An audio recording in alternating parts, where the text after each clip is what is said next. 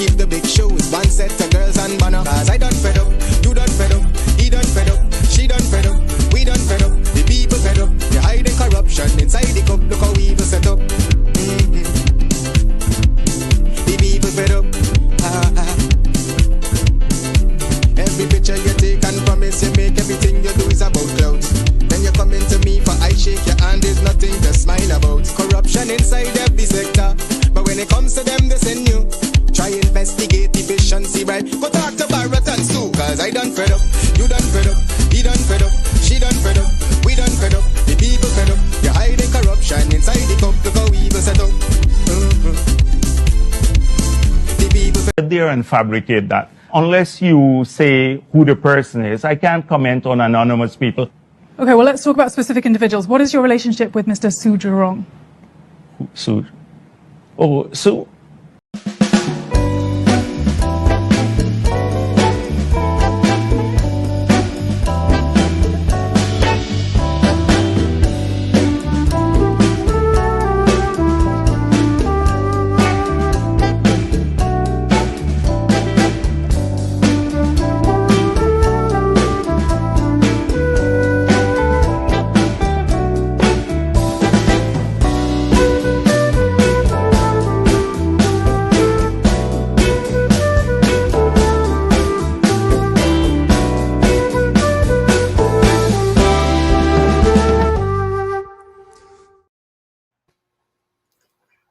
A pleasant good evening, everyone. Good evening, and welcome this beautiful Sunday evening to Over to You, a show by the people, for the people. I welcome all of you. I ask that you go ahead and share the link, like the program, share the link, and like the program. It's going to be a very, very interesting program this evening.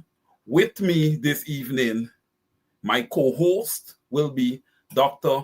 Vincent Adams. Good evening, Dr. Adams. Welcome to Over to You.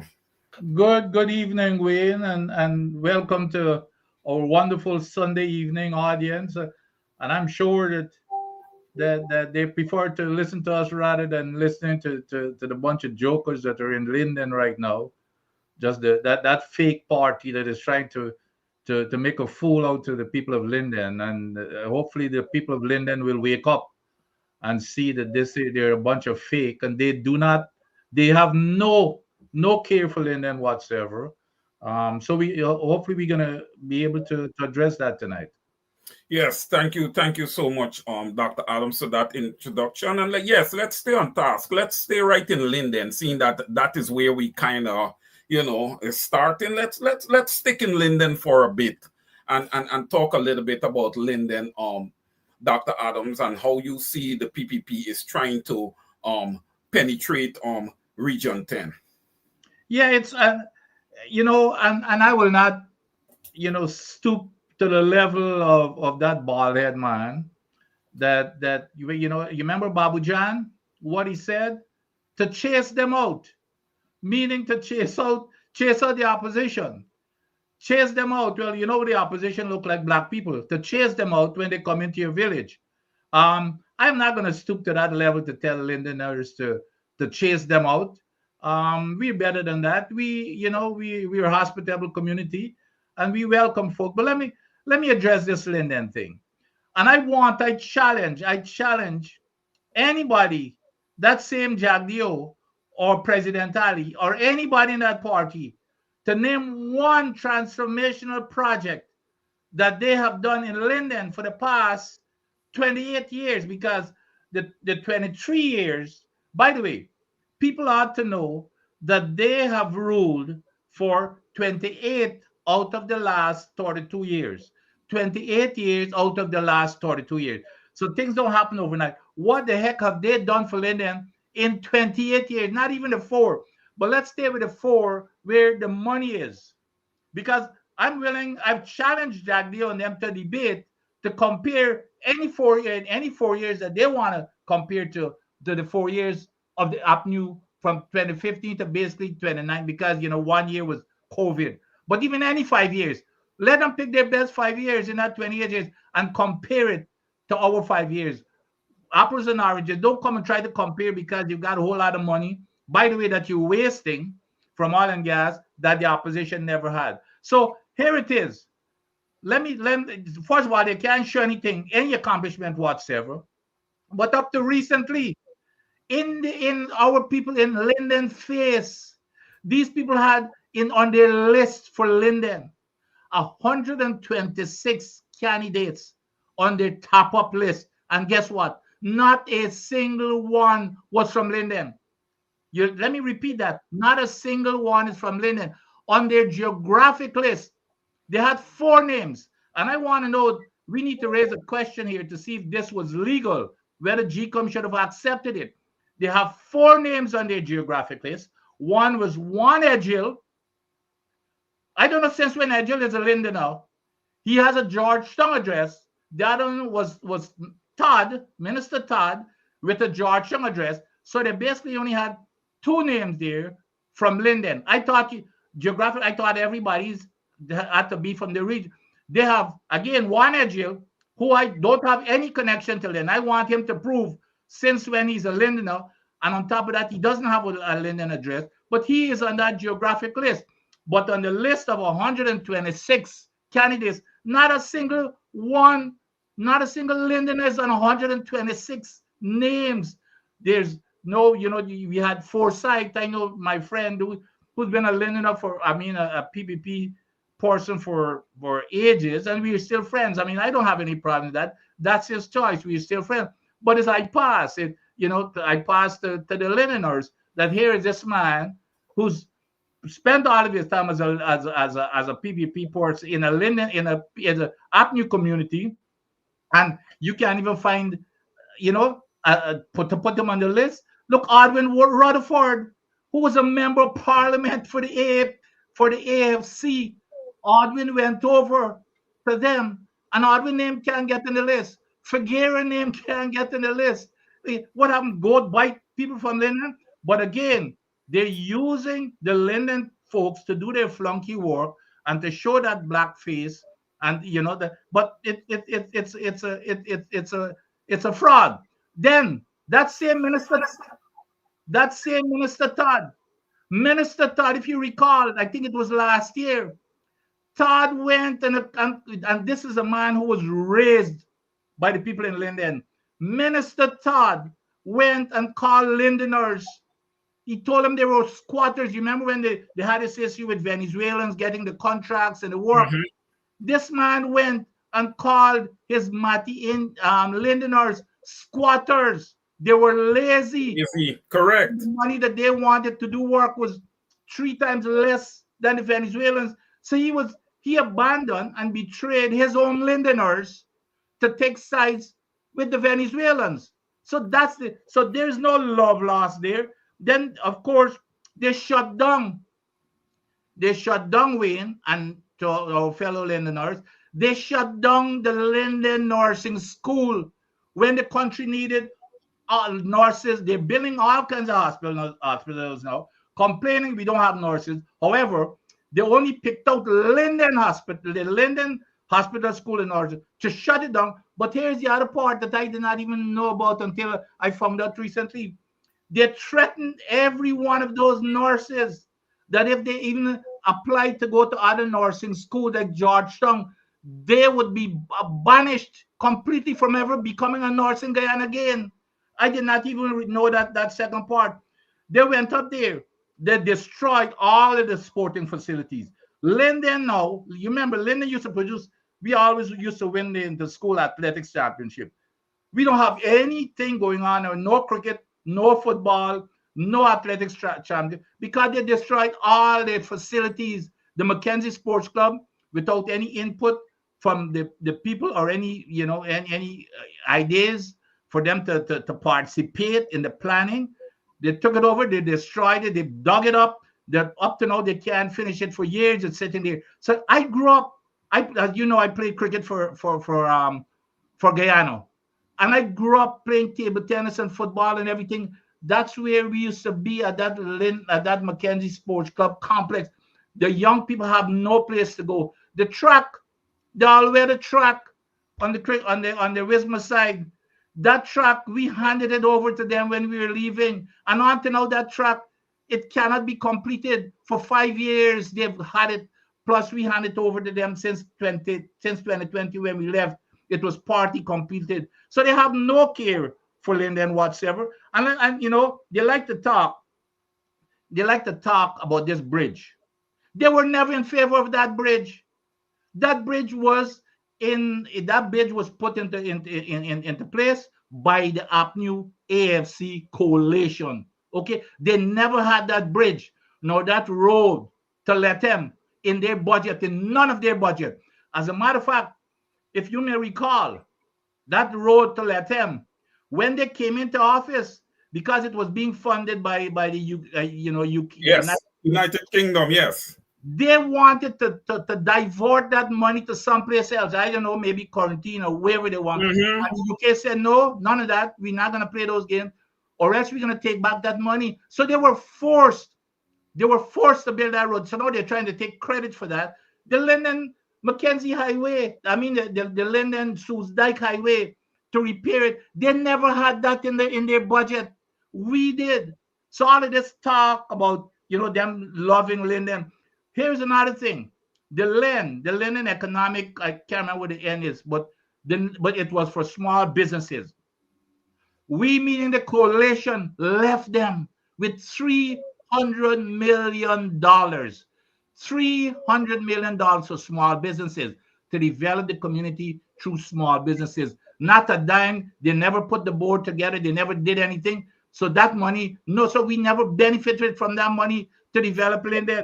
And here's one last thing, because a lot of people don't even know this. There was a board of guardian. It's an 8-member board that looks into people who are needy, and they used to give them, I think, like $16,000 a month or something. You know what they did?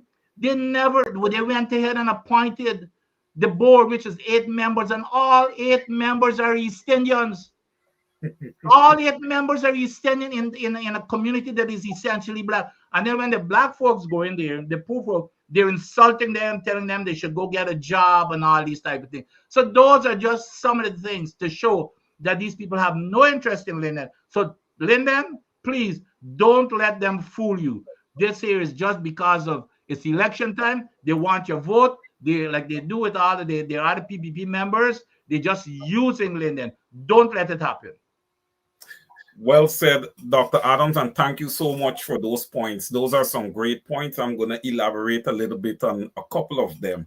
But before I even get into that, ladies and gentlemen, I hope tonight you guys noticed that I didn't wish you guys happy emancipation, because I just would not do that.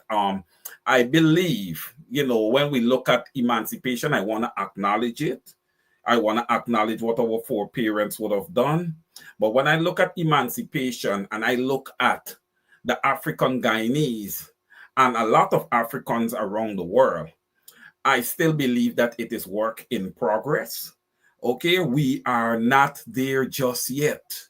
We are not there just yet. Dr. Adams, I don't know what you think on this point that I am making, but I still feel that there is ways to go when we talk about distribution of wealth across the nation of Guyana, when we talk about what the normal African is facing across the board in Guyana. And yet this PPPC government and Barra Jagdeo came out on Thursday and said that they are looking to be more inclusive. They are looking to recruit thousands. It's shameful. It's shameful listening to these lies. Barra Jagdeo is like a real, true lie-ping man. This guy could lie. He could just flat out do it. Yep. And he does it with a straight face. Yep. But we are going to continue this fight. Emancipation is a continuous fight. We have to keep our heads up.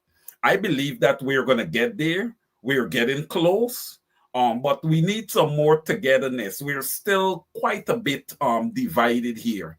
And when I talk about emancipation and I talk about Guyana holistically, we are still divided.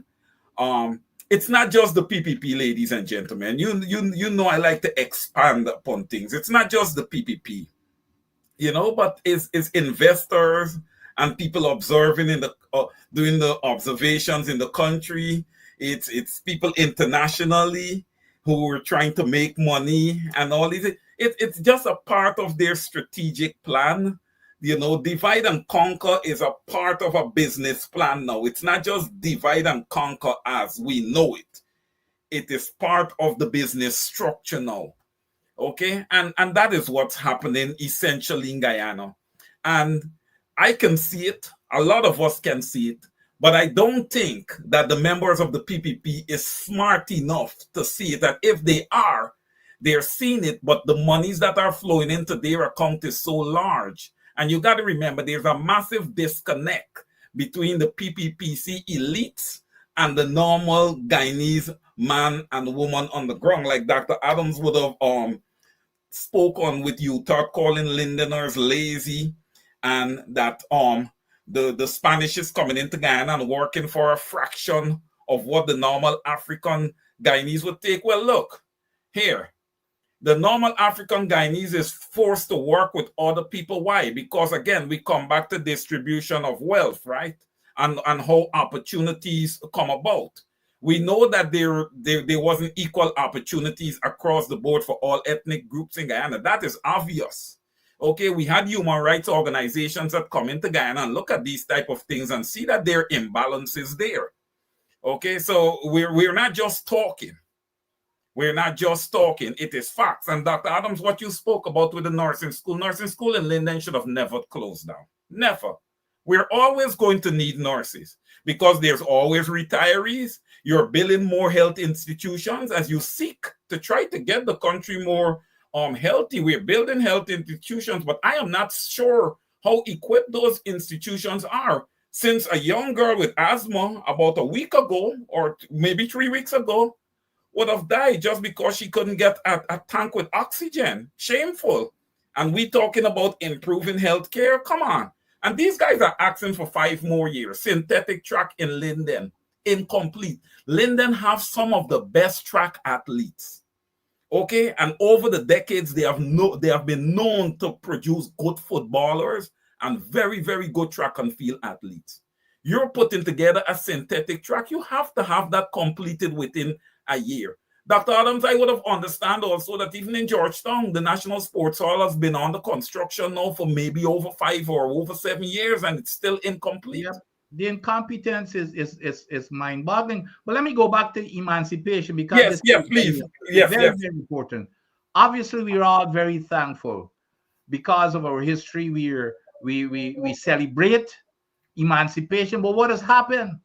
With this administration, they're taking us back to the ages in terms of taking back that freedom that our foreparents fought for, the coffees of the world fought for. That's what this administration is doing. And let them not fool you.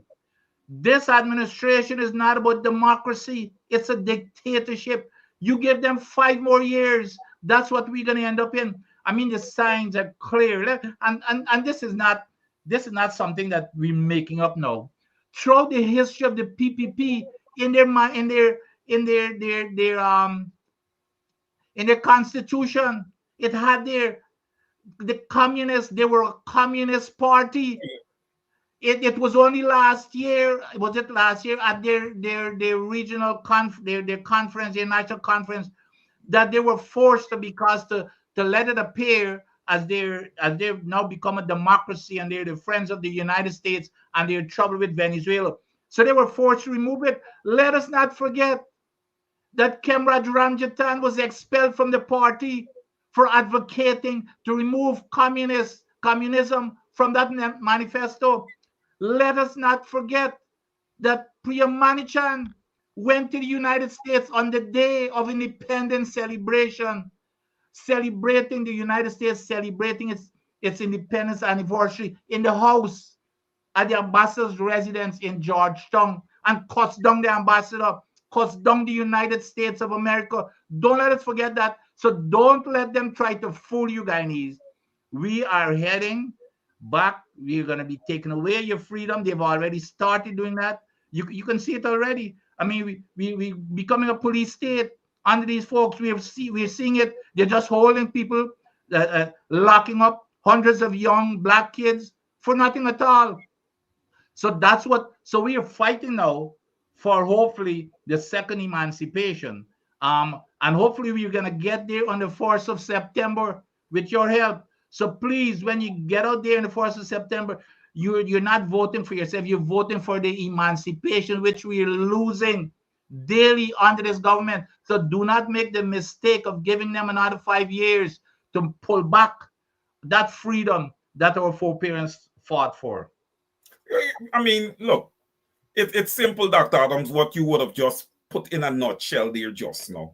That the normal Guyanese just need to look at his or her quality of life and just take a look at the PPC ministers and their hierarchy and some of the people that are close to them and see the quality of life that they're experiencing. Look, in 5 years, all you guys would have gotten is $100,000.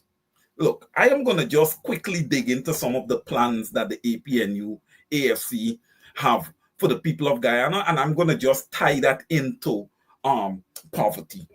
Okay? When you talk about rent to own, Dr. Adams, that will greatly contribute towards mitigating or even alleviating poverty in the nation. When you have Comrade Norton and his team, based on their evaluation and their studies, is saying that there's a possibility that the Guyanese people can have 2 cash transfers per year. Imagine getting $200,000 in 1 year instead of $100,000 after 5 years, right? You have a rent to own home, plus you're getting 2 cash transfers for $200,000 every year. But here's what's even worse than that, Wayne. Right now, this government is again coming up with this scheme that I call it a scheme of giving people land. A lot of people don't even know where the land is or never seen any title to this land. They're giving them a land. These poor people, we're not giving them because they got to pay for it. But these poor people, there's no water, electricity, or anything. Not that that's anything different to what normally exists in Guyana anyway, without water, electricity. But nevertheless, the land has no infrastructure. Then they've got to find the money. These poor people do not have the money to build. So they're going to sit there with a piece of land for the rest of their life. What the opposition is offering, okay, you're paying a rent right now. We're going to build a house. You come in, you pay the same amount of money probably that you're paying for a rent or less than what you're currently paying for a rent. So you're going to free up some money. And then after a while, maybe 10, 20 years, you have a property and a house for yourself and your family. On top of that, nobody is making less than $400,000 per month will be paying any taxes. On top of that, the minimum wages will be around $200,000. And then you're going to be getting 2 disbursements per year. And I mean, free education. And let me touch on this education thing, because that's not a scam. That's not a scam. This man, Jagdio, like, this man is just a pathetic liar. Of course, a lot of people have to know where he went to school. He went to some little, I don't even know if I want to call it a university in Russia. And it's obvious the only thing that they teach you there is propagandizing stuff, because he's the greatest propagandizer, which means he's the most famous liar, and nobody can dispute that, even himself.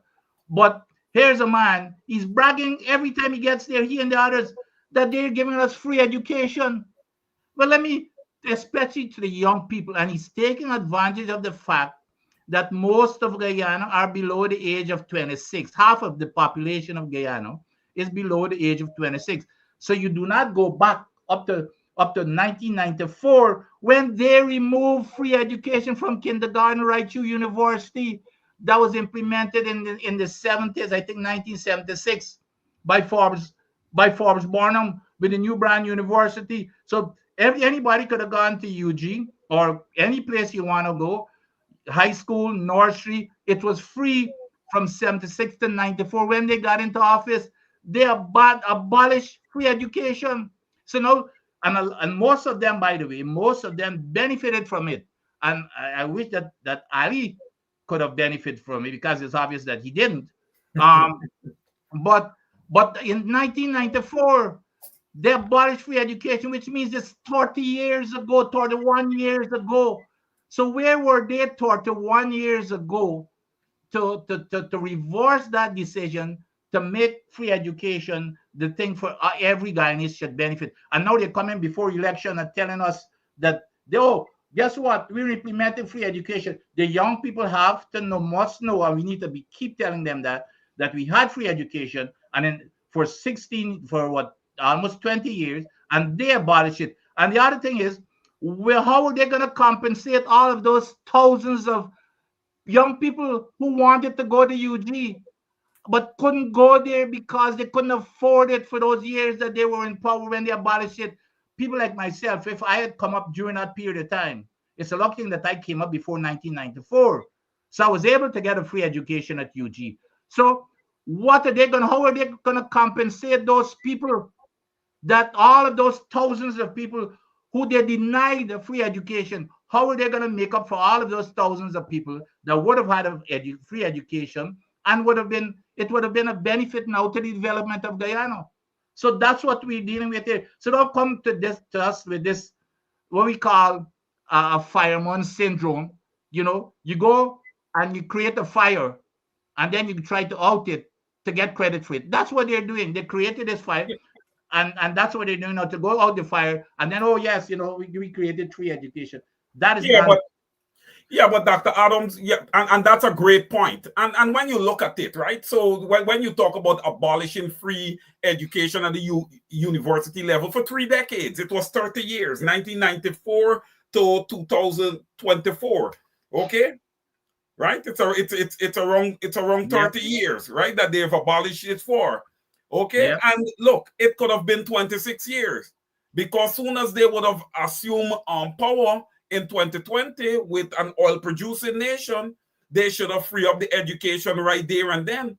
But they allow Guyanese to punish for another 4 years. That's to show you this government and how people-centric they're not. Okay. This government is a transactional government, and that is what the normal Guyanese needs to understand. The PPP is not a government for people. No. Our Jagdio will come on Thursday and he's going to moonlight like if he really loved the people and care for the people. Once you put him back in there, it is back to square one until the next election cycle, and he's going to keep doing it to you guys all the time. You cannot allow the PPP to use their propaganda and lies, okay, to seat a government in Guyana. I would have expected by this time the Guyanese people would have wisened up, and come September 1st, we are going to see a wise electorate go out there and place their vote in the correct place, that they can experience some measure and establish some measure of change in Guyana.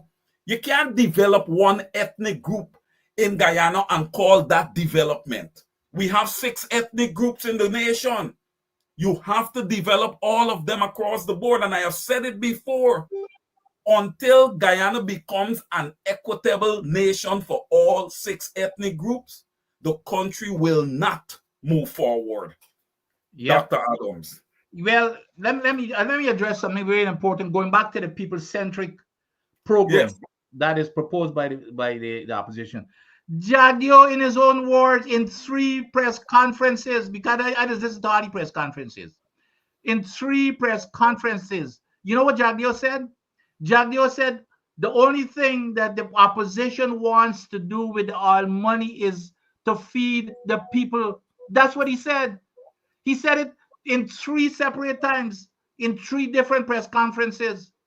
So what that means, again, admitting that he doesn't care a damn thing about poor people. Now, what could be more basic than to make that a priority, to make sure that your people could eat and have a place for shelter, which is the proposed rent to own. So the master, he has no intention, and we see he's proven it. He has no intention to feed the people. He's gonna put all the money in where to make his friends rich. And this is in a country, by the way, where half of the population, or a little bit more than half of the population, is living in poverty. And this man is saying, I don't care about feeding the people. That's what the opposition want. Well, that should be the slogan for the opposition, that Jagdeo doesn't care a damn about the people. And he has said it, that he doesn't care about feeding the people. This is a country, when it comes to malnutrition, it doesn't come from me. This comes from UNICEF, the children, UN children, this came from them. They said when it comes to malnutrition, Guyana has the highest rate of malnutrition in this whole region. Even we had a higher rate than Haiti, or the entire. Imagine that our malnutrition rate was, I think, 3 or 4 times higher than Haiti, of all places. And this is the man who is saying that we don't care about feeding the people. That's all the opposition. Well, I would take it as a badge of honor, and I think that's ought to be something it needs to be something that we need to be putting on a poster to say that Jagdeo is giving us credit for wanting to feed the people. So that's the big difference. That's where we should be drawing the line as to what their priorities are and what ours are. Ours is to make sure that the people have food, shelter, water, electricity, the basic things of life. Theirs is to enrich, is to waste the money to enrich their 1 or 2% of their family, friends, and favorite. That's where the battle line has to be drawn. All right, Dr. Adams, I'm gonna give you a little follow-up question, and I know you're gonna want to answer this one. But before I get to it, remember, a lot of these external agencies, when they look at Guyana and they look at food security, from a food security perspective, Guyana passes easily. But what we are not seeing a trickle down of that food security to the normal man, woman, and child in Guyana. So there is a major disconnect in the index that is being reported worldwide, Dr. Adams, as opposed to what is actually happening in the nation.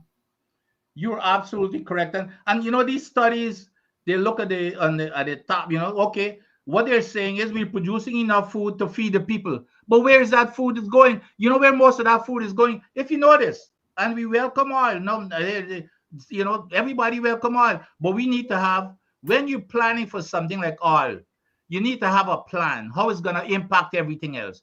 Because that's where you get the Dutch disease. Guess where most of that food is going now? It's going to those ships offshore. So you can't compete with the prices that Exxon and their companies are going to pay for the thousands of employees. Exxon is signing contract, Exxon and all these companies signing contract with all those farm-to-market companies. Because I have some friends who are producing stuff for Exxon. Instead of coming to the market with this stuff, they're going to Exxon. Exxon is giving them a larger price. We've got foreigners coming into the country, living, of course, very wealthy and opulent. They could afford it. So they're the ones who are driving the prices up. The government should have been planning for that. Agriculture should have been our main focus from day one. I'd even written going back in 2018, I think, there was on a front page of the Starbucks News, I think, where I said, you know what the headline? That agriculture and not oil is the future of Guyana. Oil will only last for 20 or 30 years, but we need to take that oil money and invest it in agriculture. And here's why. And that's why this government has no vision. When the U.S. government, because we used to have these type of plans every year when we develop our budget and our planning, what we found out is that by the year 2050, which is only 25 years from now, by the year 2050, the world's need for food will be doubled. You hear me what I say? The world need for food will be doubled. But the problem is that there are many countries who will not be able to produce food because of climate change. So the UN was looking at our region close to the equator to rely upon us to produce food for the rest of the world. And who is better placed than Guyana? But that's the kind of thing that we should be developing the plan, not only for Guyana, but for the rest, and not only for the Caribbean, we've got all kinds of land is to produce food for the rest of the world. Right now, it's one thing to say it, and then you take credit for it. It's big news. We're the only country that has enough food to feed the country. Well, it's absolute nonsense, because that food is not coming to the people of Guyana. It's going to the people who can afford it, the rich people, which raises prices for the poor people, because the people who can afford we're competing against them. The poor people are competing against them. So that's what you need to read between the fine print. And I don't even know. I would doubt whether Jaggi or any one of them would understand that type of analysis or even thought about what's going on. They do not understand, what's going on. Yeah. Dr. Adams, and seeing you kind of open the gates when you talk about, government providing the basic needs for its citizens, Dr. Adams. In 2023, there was supposed to be, quote unquote, a reduction, about 50% reduction in electricity costs. Can you please elaborate for me, sir? Again, that was promised. That was promised. Among many other promises that have not been kept. That was another. This guy is the biggest, besides being a liar, is a con artist. But this man is the biggest con artist, this Jagdio man. And the thing is, he has no shame. He comes back and he lies.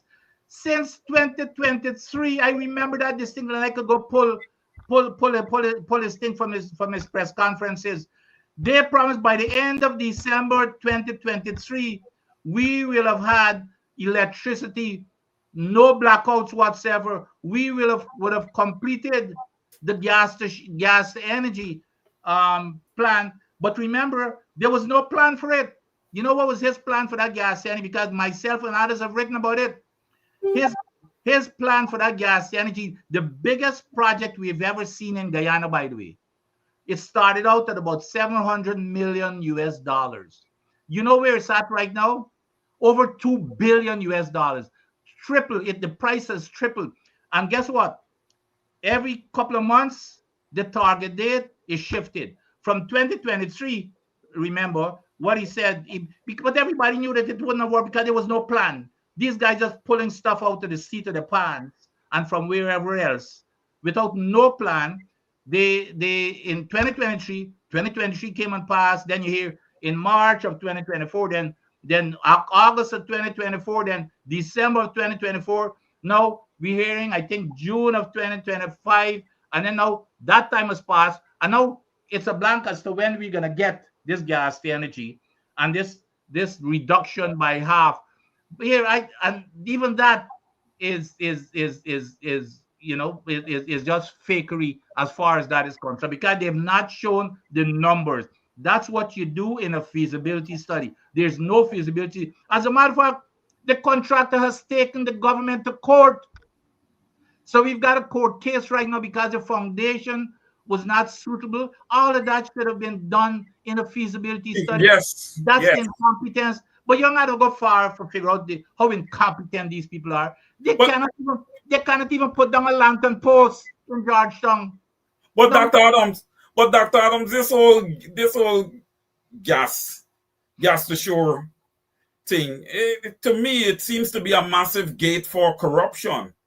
Because if you don't have proper feasibility studies done and you're pouring in all this money into a project, and it's not moving the way it should, Without question. And there were studies done by the past administration, and the decision was made justifiably so because of environmental problems, because of technical issues, and for more efficiency of operations.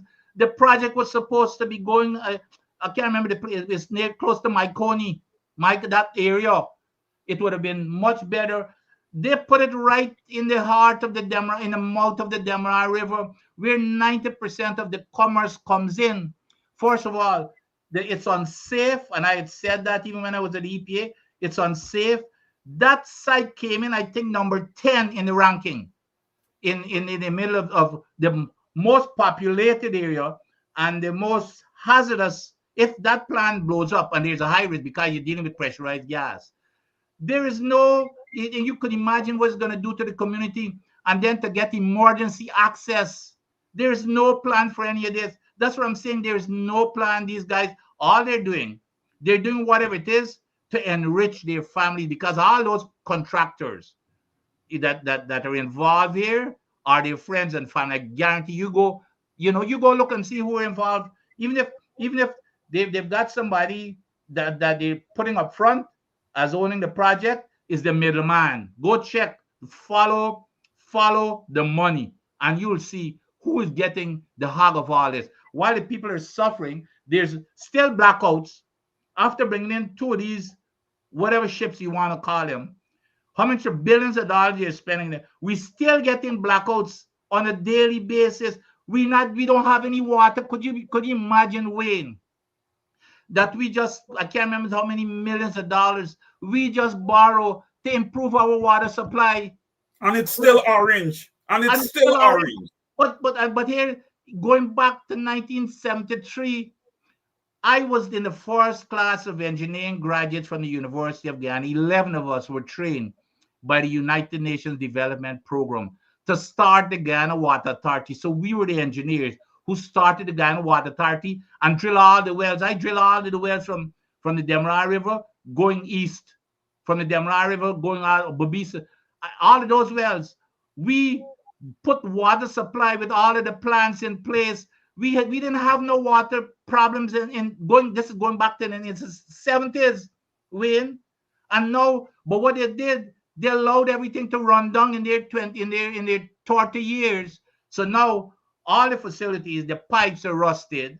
The whole infrastructure for the water supply is you might as well abandon the whole darn thing and build over.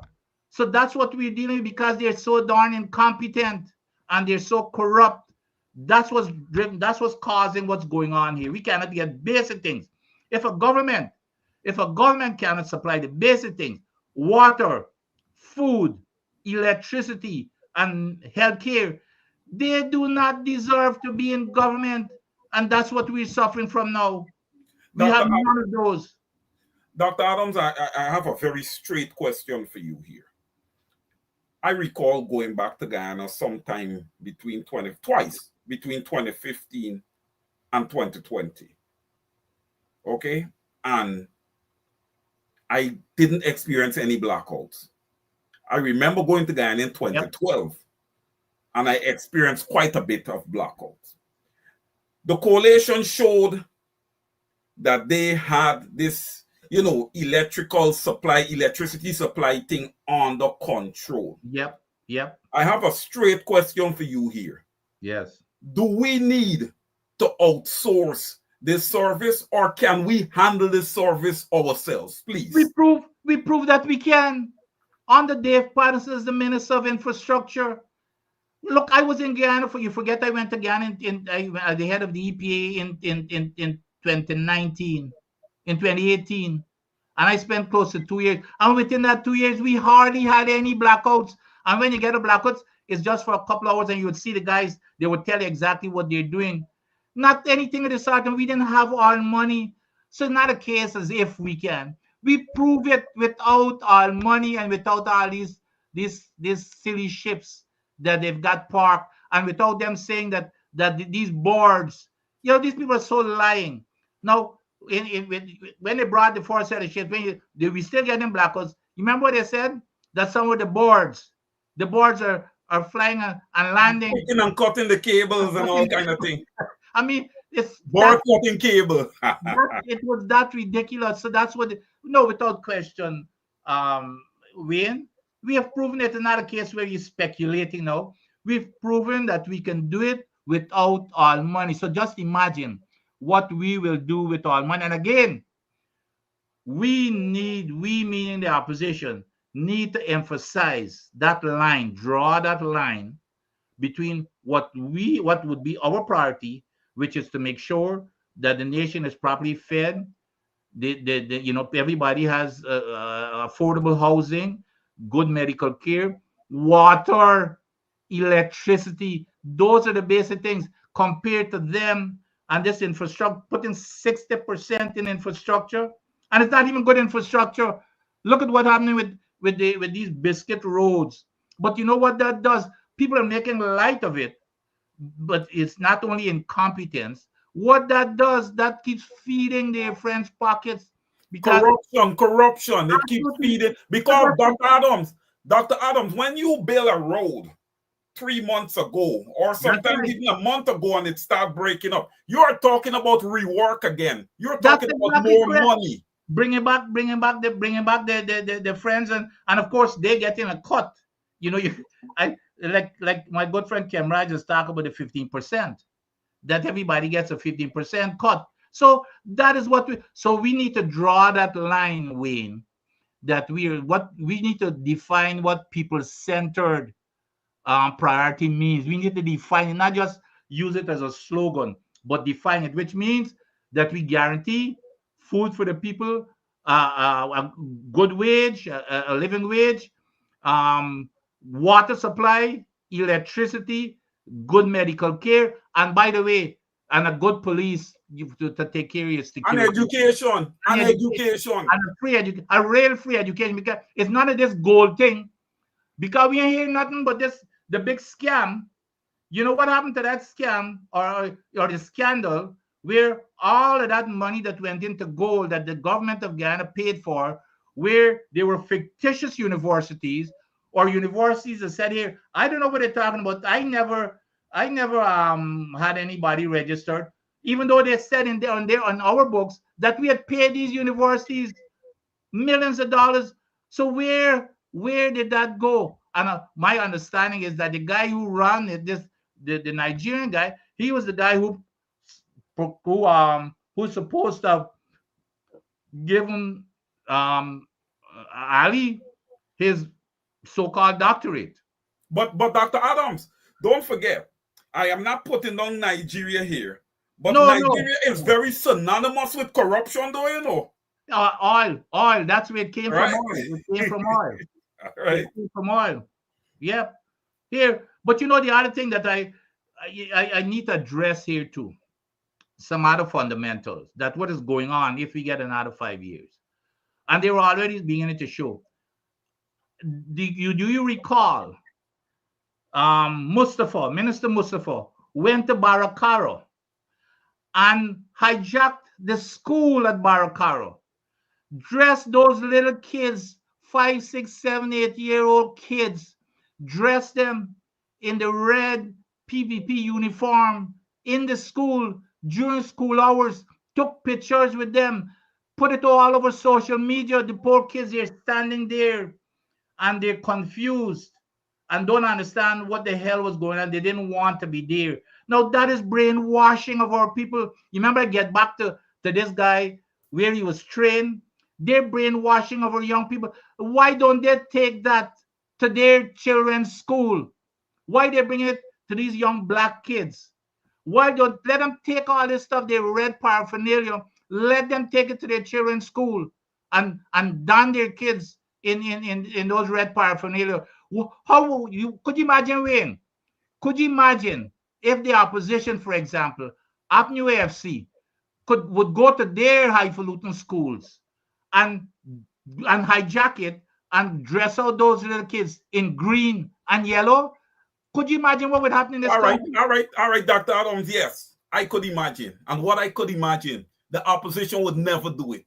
Listen, hear this thing about this opposition. Hear the thing about this opposition. This opposition should at least be having 45% of the time on NCN. This opposition gets absolutely no time on NCN. 50%. This opposition should be having members sitting on the Natural Resource Fund. This opposition has no members sitting on the Natural Resource Fund. You understand me? Yep. That's to show how the PPP has just weaponized everything and dominated everything. Look at the 10-day workers. They weaponize the 10-day workers, have them making YouTube videos and all of these little clips talking good about them. And Dr. Adams, you know what? Don't let's go too much farther without addressing the police promotions. We need to dig in on that. We need to dig in on those promotions, sir. It's obvious again. And guess who they're parading again? They're parading, a bunch of black police officers. And I know Yeah, I'm sure that they deserve a promotion. But this here is deliberate, is calculated to put these poor folks out there. I'm happy for them because I'm sure they deserve these promotions. But this here is just another charade and a scam to put these black faces out there. And this is not. Let me tell you something. The other thing that we got to look forward to, this party is racist, and I can speak. Listen, it so happened that my mother is East Indian. Okay, my father is black. And I love my East Indian relatives. They love me the same. I love my black relatives. But I can speak, I speak with no bias, none. But I am not going to stand up and see what is truth and not speak to it and hold them accountable. The Ghana Cricket Board, for example, just showing how they're ethnicizing everything. The Guyana Cricket Board, which is the white, and I played cricket for Guyana, as I mentioned. But when I played cricket for Guyana, we never saw race. We played, myself and East Indians and myself and Alvin Calderon, for example, came up together. We played together. We played on the same team for Guyana, and we rooted for each other. We roomed to each other in those days. We used to room together, like tutor room and that type of stuff. We loved each other like brothers. We never crossed that line to talk about politics. This guy in the cricket board, they went and endorsed Ali. And when you look at the cricket board itself, out of the 9 members of the Guyana Cricket Board, 10 members of the Guyana Cricket Board, 9 of them are East Indians. 9 out of 10. And then when this last president won his presidency, all the entire board dressed up in red and went to the president's to the president's house to celebrate in red. The PPP had a cricket tournament here just a few weeks ago. The president of the Ghana Cricket Board went to that thing on behalf of the Ghana Cricket Board, representing the Ghana, and dressed out in the PPP red uniform. So imagine this here, sports, especially cricket, the one thing that that bring the nation together. We all unify around cricket.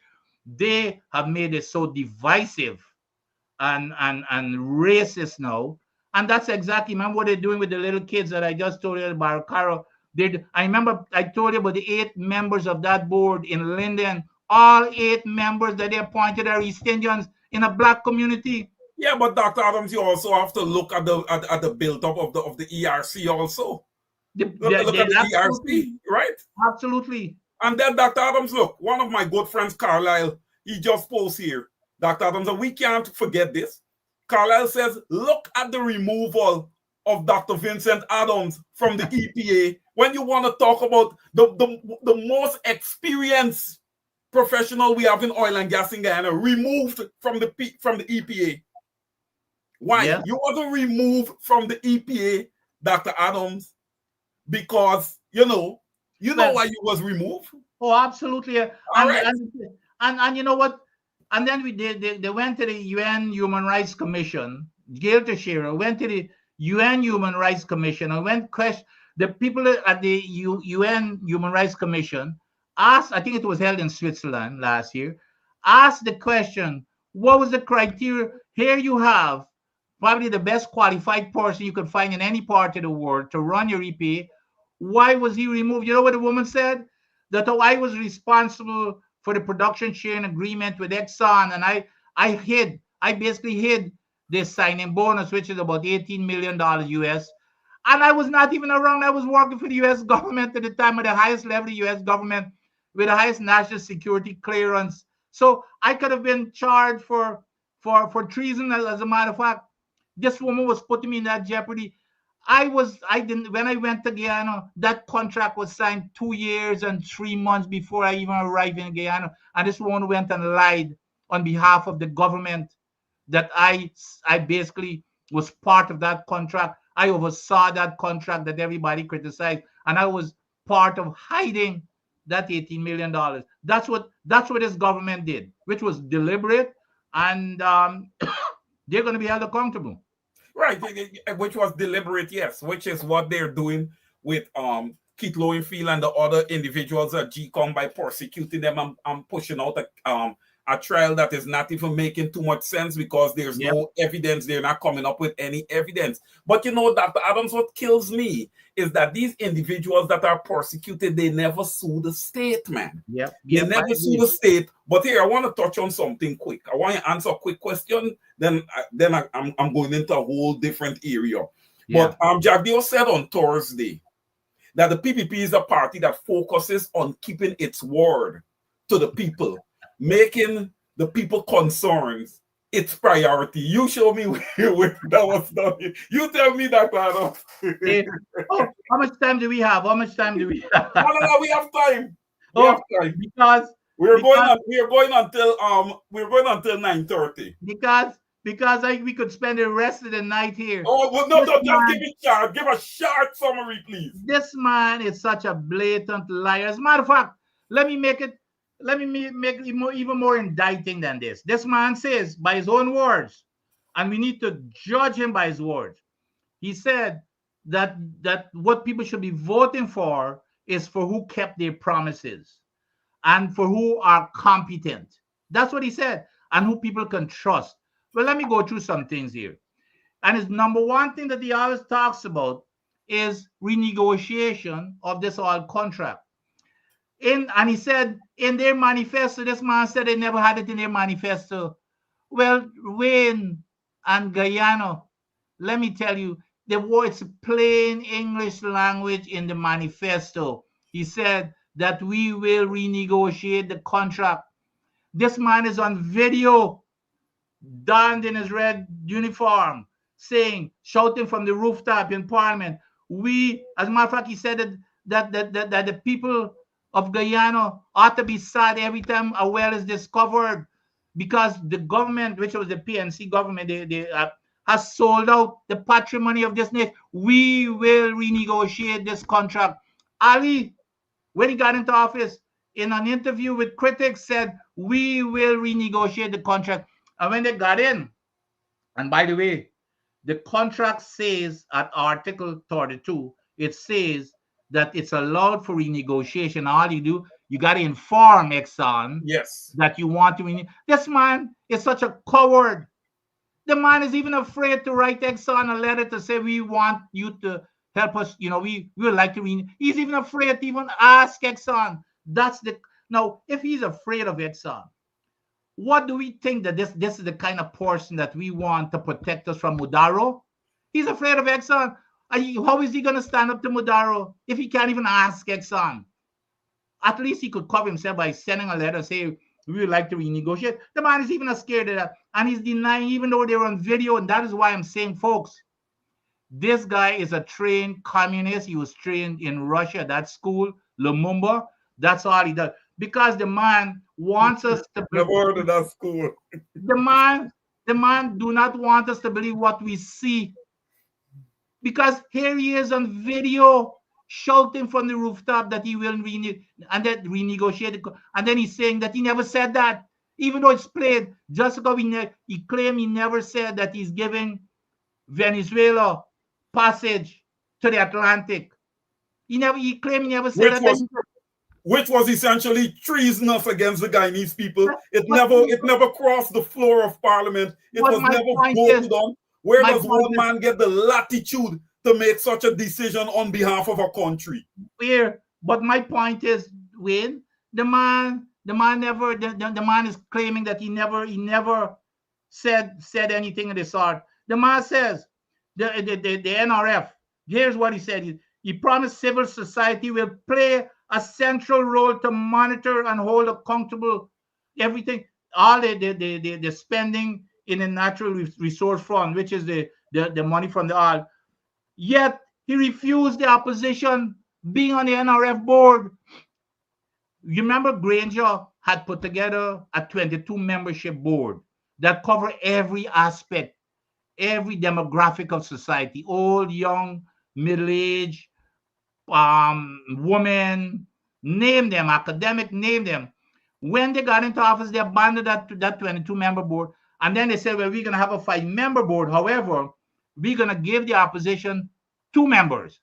When the opposition went to the meeting with the 2 names of the 2 members, and I was one of those names, They refused those names.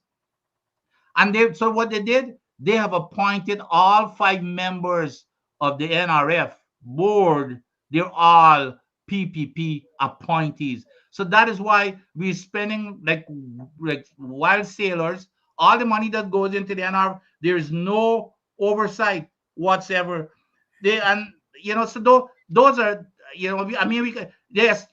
promised to establish, for example, a regulatory framework, for like at the EPA, and they reverse what all the guardrails he put in place, like a spill protection plan.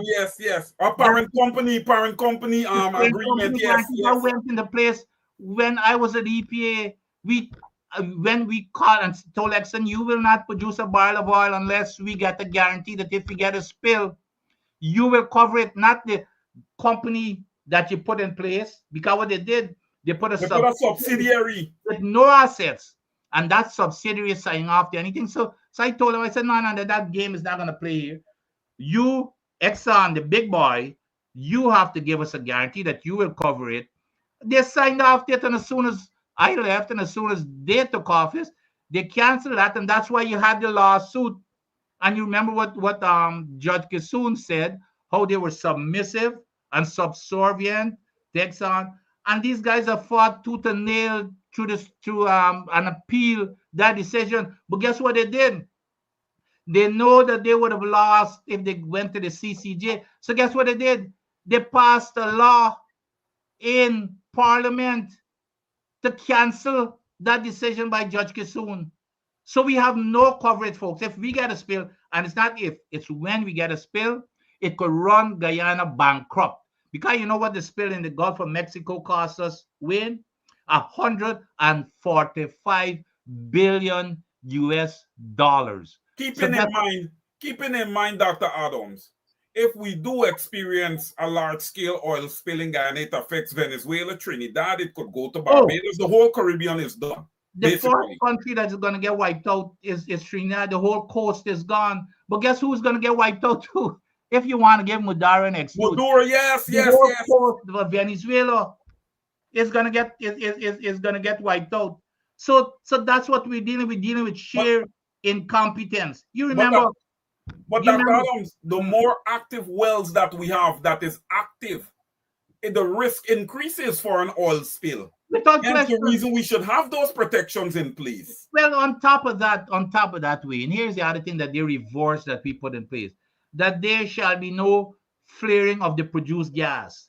That produced gas, when you flare it up in the sky, it has over 200 toxic contaminants. They're flaring like crazy. The other thing that they're doing, they produce water that is also toxic with mercury and lead and everything else. They're dumping it into clean ocean when they should be re-injecting it back into the reservoir. Those are the kinds of things that they reversed. And here's another thing. There's something that is called a capping stop. It's a cap that you put on the well. Like when the Macondo spill happened in the Gulf, you remember it flowed for 89 days. Right, the cap of the thing off, right? Yes. Well, no, it didn't have cap. We didn't invent the cap that time. So what we invented was this big heavy metal, 50 to 100 tons, that you can put on top of it to stop the flow. Well, we forced Exxon. We told them, which means the earliest you can get it to the well, the better. So we demanded from Exxon that they get it to that well in 3 days. Coming out of South Trinidad, that's the only place you can get it for 3 days. Do you know what they did when we left office? They allowed Exxon to triple that time to 9 days, and then bragging that they're bringing it out of Guyana. Well, guess where they come in? They build a shore base for their friends to store it. You can imagine the millions of dollars that they're getting in Guyana, but they triple the time to get it out of Guyana. And I don't even know the maintenance of it, even if it's going to work coming out of Guyana. But on top of that, to move it from 3 days to 9 days, you're saying, well, you're allowing them an extra 6 days of oil flowing into the Gulf, which is extreme damage. They could bankrupt the entire Caribbean, from fishing, tourism, and everything else. So you remember when we had a little spill with that ship in Tobago? That was started. That was 30,000 barrels. You know what a spill of what can happen here? We're talking about millions of barrels. Every other day, Wayne, we have a ship. That was just one-time ship with 30,000. Every other day, right now, we have a ship with 1 million barrels of oil that is passing through the Caribbean. So in addition to the well, a blowout of a well, we also have the possibility of a ship that is traversing every single day with 1 million barrels. So, and then on top of that, they're violating our own laws. You know what the environmental impact assessment, which is the Bible, that you say, well, okay, here's how you're going to operate, and you cannot exceed these safety limits. The safety limit in the EIA says, for example, LISA 1, it has a safety limit for all of those, that thou shalt not produce more than 100,000 barrels per day. You know what they're producing at and bragging about it? 163,000 barrels per day. 60% above the safe operating limit. So they're enhancing the possibility of an oil spill, but you have nothing to cover it because of greed, but you have nothing to cover it on the backside. If you get a spill, who's going to clean it up? Yeah, but Dr. Adams, I am not surprised by that. We're talking about Guyana, third world nation, a nation that haven't experienced oil until now. So you know that the practices is not going to be fair practices. But Dr. Adams, I quickly want to pivot quickly from oil and gas. All right. Jagdeo would have said on Thursday during his press conference that he was justifying the fact that Orrin Boston was shot and killed, okay, and that his wife filed a lawsuit and will be rewarded, you know, basically saying to the people of Guyana that, okay, he was shot and killed, but look, we will reward the family. And basically he is saying that case closed, this is over and done. Well, by my standards, I don't believe it is case closed, and I'm sure most of our listeners and viewers will agree with me that we want to know who ordered the exercise that had these police end up at Orrin Boston house, essentially shooting him dead in his bed, laying next to his wife. And what was the nature of the exercise that brought the police to Orrin Boston's house, a well-known businessman in Dartmouth, Essequibo? And also, what I would like to know is Irfan Ali was in the area. I am not insinuating, but based on the track record of the PPP, Irfan Ali was in the area maybe about 2 days or so before Orrin Boston was executed. My question is that was Orrin Boston execution ordered because he was a successful African Guyanese businessman? I think I have a right to ask such a question, but Dr. Adams, I would like your take. Well, and you were asking an obvious question, which is disappointing, that this question is not coming up in the media.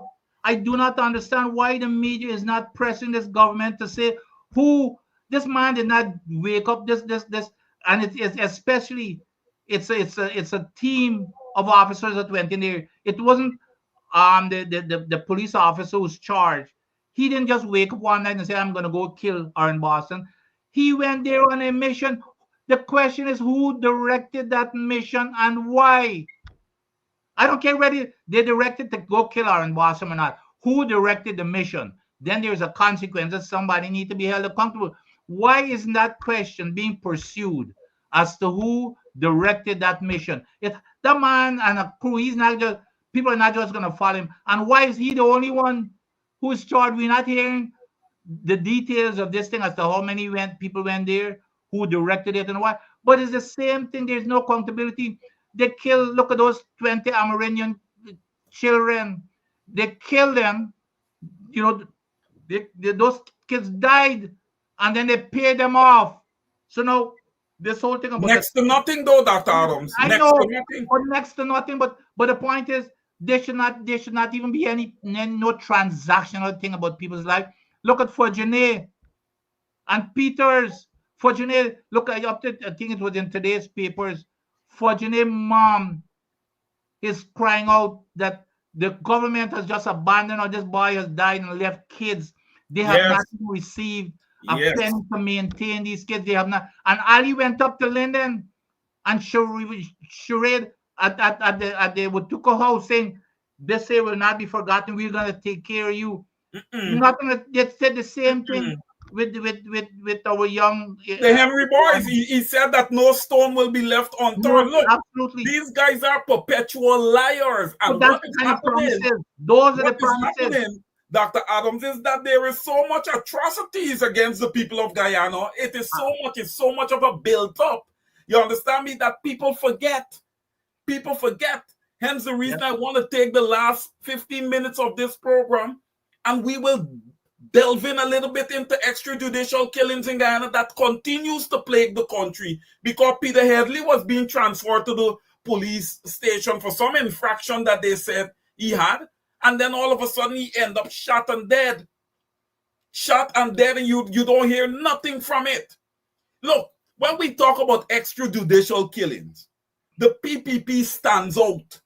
Look, I tuned in, Dr. Adams, to a Conan Marshall program this week. I think it was about on Thursday, maybe, or Friday. Yeah. Where he had Clinton Hollingsworth, a former GDF member. Clinton is a freedom fighter. He fights for the people of Guyana. You understand me? Is a guy with a strong moral compass as a soldier. I'm proud of that. I'm proud of that gentleman. But Clinton was on the program, and Clinton talked about an exercise that was ordered under the PPP in Dazzle housing scheme, Dr. Adams, at a specific house that there's supposed to be some dangerous men. It's supposed to be a dangerous mission. When they arrived there, it was everybody guns out. Dazzle housing scheme, one house. So as Clinton described it, I'm trying to regurgitate it to the best of my ability. He said the front of the yard had a 4-foot fence, and Clinton is a tall guy, so he just stepped over the fence. And he talked about how his comrades, everybody had their guns out ready to shoot because it's supposed to be dangerous. And he had his gun down. And one of his comrades turned to him and said, "Hey, raise your gun up. You want to get shot or what?" But Clinton wasn't quick to raise his gun because he didn't see an imminent threat. So he's like, relaxed because he don't see anything. One person took out a grenade. He stopped the person to throw into the home. He stopped the person. They went up the step, Dr. Adams, and they essentially kicked down the door of that home to find 3 women, and about 8 African Guyanese children, none of them age 12. Everybody below the age of 12. So you see essentially what those men were ordered to do, to go and to massacre whomever was in that home. All right. So what I did with what Clinton had to say there, I took that and I compare it to what would have happened in Lusignan that the PPP is trying to blame APNU for. And remember what that young child that was under the bed that was interviewed descriptively said, that he saw big black boots synonymous with the GDF and the police. GDF and police can only be ordered by the sitting government. Absolutely. All right. So here you go, PPP. You understand me? You guys cannot trick Guyanese anymore. We are on to you. You guys are killers. You guys kill your own agriculture minister. And by the way, Saturday Saul was a very, very good minister. I would have heard Dr. Adams. A very good minister who worked for all the people. It doesn't matter your ethnicity. His ethics was intact. He had a moral compass. And I understand that there were certain things that he disagreed with, because at the time the drugs was exported in the lumber, and he had something to do with lumber and objected to it. And it ultimately cost him his life. Okay? Because when you in a gang that is thieving and you don't want to thief, you don't want to follow the rest, you are going to be executed. He ultimately lost his life. And Barry Jagdio is talking about commission of inquiry into the 2000s. No, Jack Dio, we want it from 1992 all the way through, and you could go back in the PNC years. You ain't gonna find nothing much. PPP, y'all are bad. Y'all have killed a lot of Guyanese, and this is what I want the external observers to understand, that it's not just a fight about equity and all this type of stuff. It is also a fight for Guyanese to stop getting executed by their own government. It is a fight that Guyanese must be able to have voices of dissent. This is what this fight is about. Okay, it's not a fight that anybody hate Jack Dio or hate the PPP, but we hate what they have done to Guyanese, particularly Guyanese of African descent. That is what we hate. And we will fight tooth and nail. We don't care who it is. We will stand up. And this is what I expect all Guyanese to do. Stand up and stand out. This September 4th general and regional elections is extremely critical. Guyana is at the crossroads.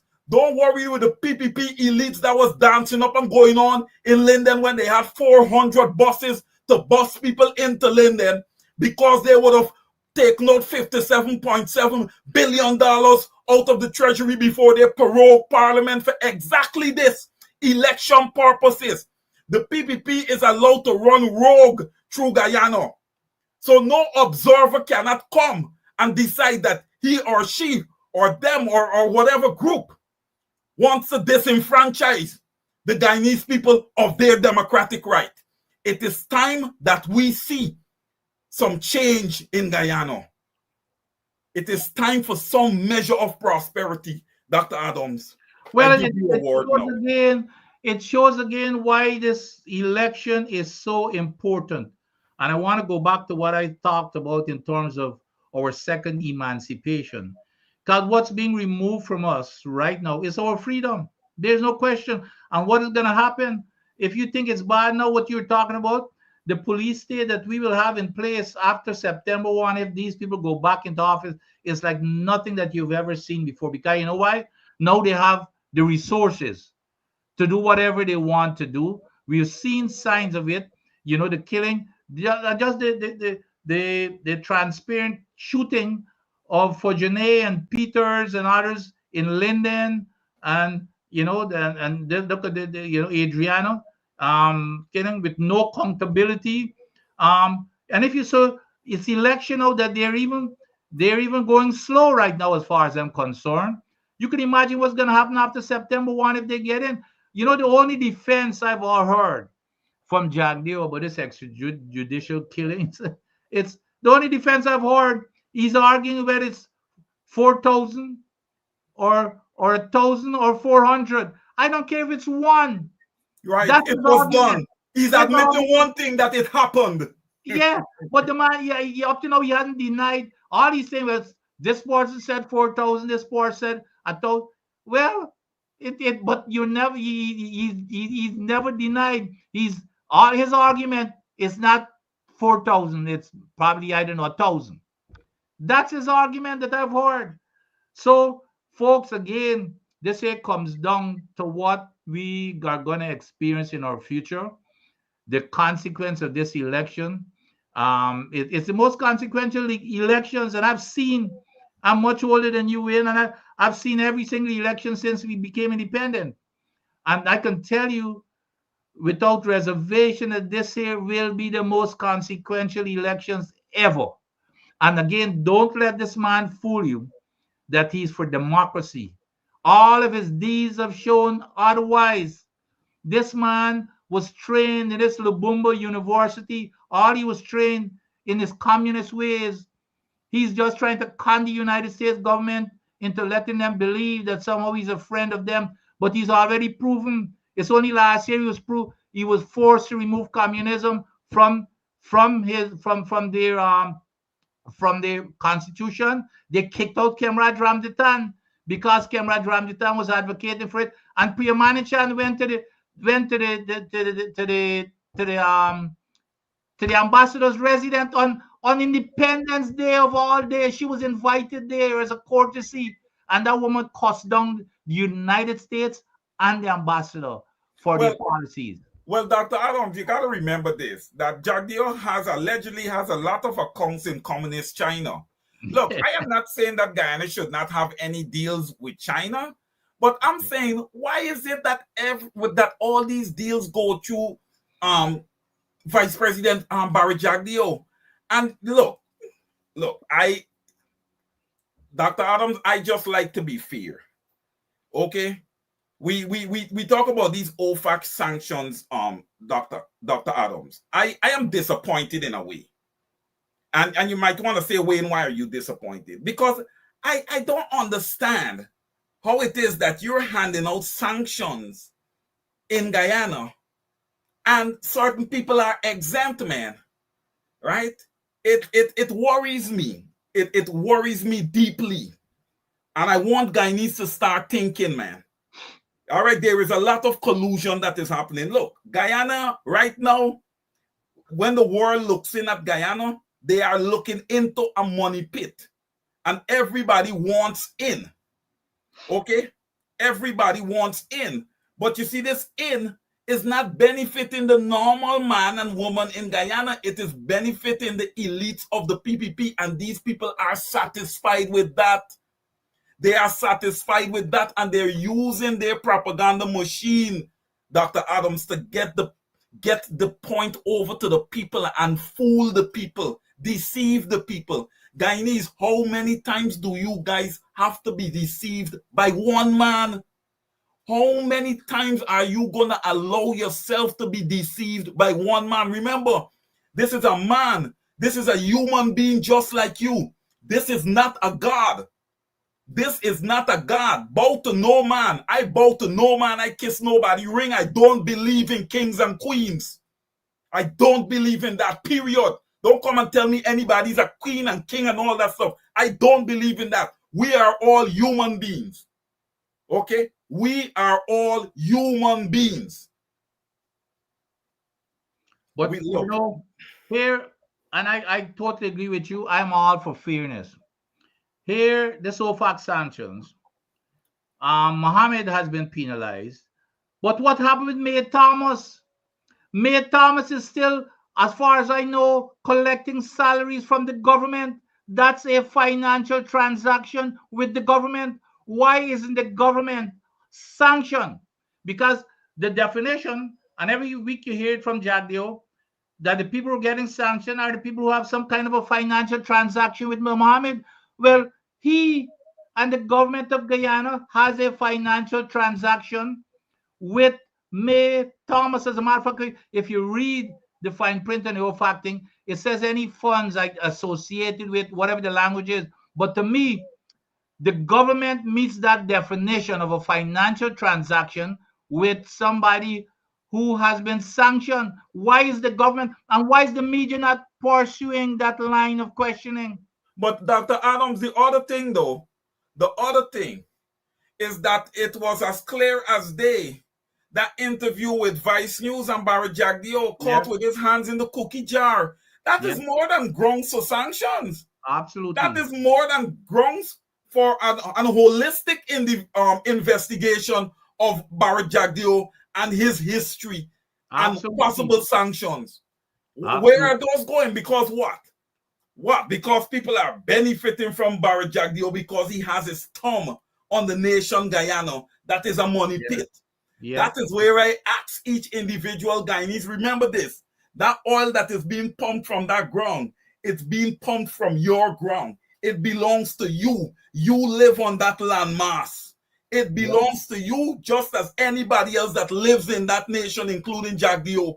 Remember, ladies and gentlemen, Jagdeo works for the people of Guyana.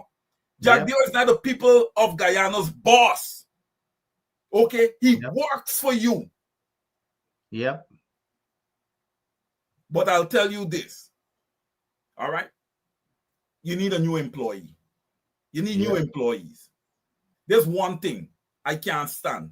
Thieving employees. Yep. Okay, Guyanese? Y'all need a change, man.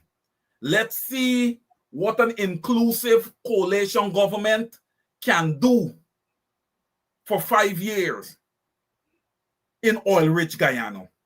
Let's see what policies that they can put in place to benefit human capital once and for all. Yep. All right. Let's see, guys. We need to do this. You can't just keep going with the same old lies. You're not going to move. And then Dr. Adams said we closing in on time. So we can't talk about all the outstanding loans. But that's another program. We're going to deal with loans. Because you sit down and you're thinking that PPP is creating a safe haven for your children. They are not. There is no tomorrow under the PPP.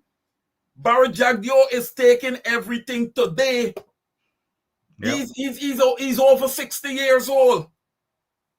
Yep. He's taking everything today. He don't care about tomorrow. He don't care about your children. Yep. He don't have to worry about his because they are rich. Barra Jagdeo has to be one of the richest people in the Western Hemisphere, the way he has leached off of Guyana on the Guyanese people. People, September 4th, step up to that plate. I know what I'm saying. I know what I'm saying. Trust me. Trust what Dr. Adams is saying. Comrade Norton will not get in there and fail you. You will not be failed. Enough failures. Enough failures. And then you don't want to vote for no party that you taking a chance. This is too critical to be taking a chance. No. No chance. The Guyanese people want what they want. Okay? They want land. They want housing. They want education. They want proper health care.